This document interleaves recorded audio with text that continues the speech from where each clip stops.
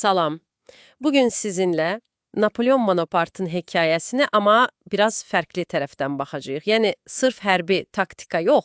Daha çox onun şəxsiyyəti, eləmi, o daxili mübarizəsi. Bəli, məhz o.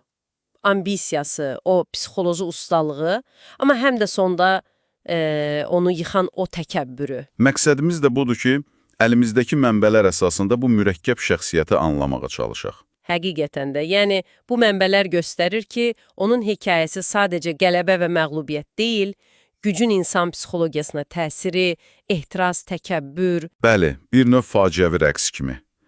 Və hər şey deyəsən, o gənclik illərindən başlayır. Korsika, sonra Paris. Düzdür.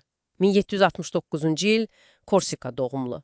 Parisdəki hərbi məktəbdə isə özünü, necə deyim, yad hiss edir. Mənbələr deyir ki, ləhcəsinə görə lağ ediblər. Həm də İtalyan köklərinə görə tam fransız saymayıblar. Qasıb olması da əlavə təzyiq olub yəqin ki. Əlbəttə.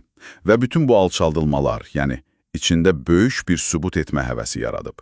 O gündəliklərindəki məşhur ifadəni xatırlayırsınız. Məni tanımırlar, tanıyacaqlar. Hə, çox iddialı sözlərdir. Deməli, bu hissə onun sonraki bütün addımlarına təsir edib. Tamamilə. Bu təkcə hakimiyyət həvəsi deyildi. Həm də o gənclik yaralarını sağaltmaq, öz dəyərini hamıya göstərmək istəyidir. Bu psixoloji təməl olmadan onun taktikalarını anlamaq çətindir. Bu yüzdən də mənbələr onu təkcə general yox, həm də mahir psixoloq kimi təqdim edir. İnsanların qorxularını, ümidlərini bilirsiniz də necə idarə etməyi bacarıb. Bəli, məsələn İtaliya yürüşü. Əskərlər ruhdan düşmüş vəziyyətdə. O nə deyir? Deyir ki, əskərlər, siz çılpaq və acısız. Mən sizi dünyanın ən məhsuldar düzənliklərinə aparacam. Və sonra əlavə edir. Zəngin əyalətlər, böyük şəhərlər sizin olacaq. Görürsünüz, bu təkcə bir vəd deyil. Bu, dəqiq hesablanmış bir psixoloji təsirdir. Ümid və qazanc vədi. Üstəlik, öz imicini, o mifini necə şuurlu qurduğunu da qeyd etmək lazımdır. Hə, təbliğat maşını kimi işləyirdi. Qələbələrini şişirirdi. Rəssamlara özünün necə təsvir etməli olduqlarını diktə edirdi. Güc və qorxu haqqında dedikləri də çox maraqlıdır. Məsələn, qorxu nədir bilmirəm, bu yalnız başqalarına aiddir. Və ya o biri, qan tökülmədən imperiya qurulmaz. Bu onun soyuq hesablayıcı tərəfini göstərir. Öz əfsanəsinə xidmət edirdi, başqa heç nəyə. Amma bax, bu hədsiz özünə inam zamanla təkəbbürə çevrildi və bunun ən acı nəticəsi də yəqin ki 1812-ci il Rusiya səfəri oldu.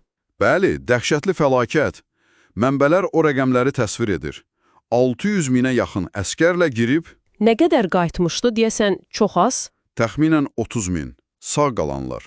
Dəhşətli itkidir. Qış, aclıq, xəstəliklər, rusların o yandırıb yaxma taktikası. Hazırlıqsızlıq da olub deyəsən. Əlbəttə, amma məsələ təkcə strateji səhvlərdə deyil. Mənbələr deyir ki, Napolyon artıq reallıqdan qopmuşdu. Öz ölümsüzlüyünü düşünürdü. Yəni, məqsəd fəthdən çox tarixdə qalmaq idi. Öz əfsanəsininəsirinə çevrilmişdi.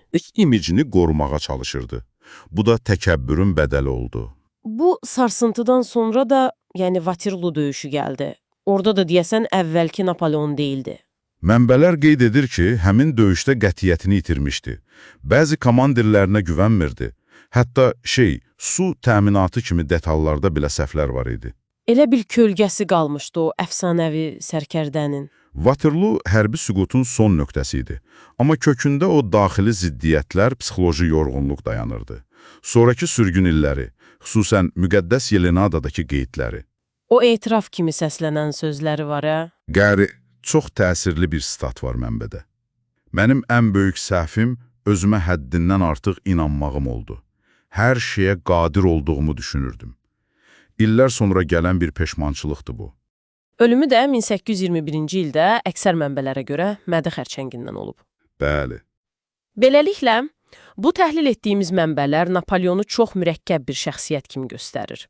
O həm dahi idi, həm də bəlkə də öz yaratdığı obrazın qurbanı oldu. Düzgün manipulyator idi, yoxsa həqiqi lider? Çox çətin sualdır. Onun hekayəsi təkcə xəritələri dəyişməyib, elə bil insan psixologiyasının dərinliklərinə də işıq salır. Bəli. Və sizə, əziz dinləyicimiz, bu müzakirədən sonra düşünmək üçün son bir fikir buraxmaq istərdik. Buyurun. İmperiyalar təkcə süngü gücü ilə deyil, bəzən hökmdarın güzgüdəki əksi ilə də yıxılır. Bu metaforun Napoleonun taleyi və ümumiyyətlə güc anlayışı üçün nə məna kəsb etdiyi barədə düşünməyə dəyər. Sizcə necə? Həqiqətən də düşündürücüdür.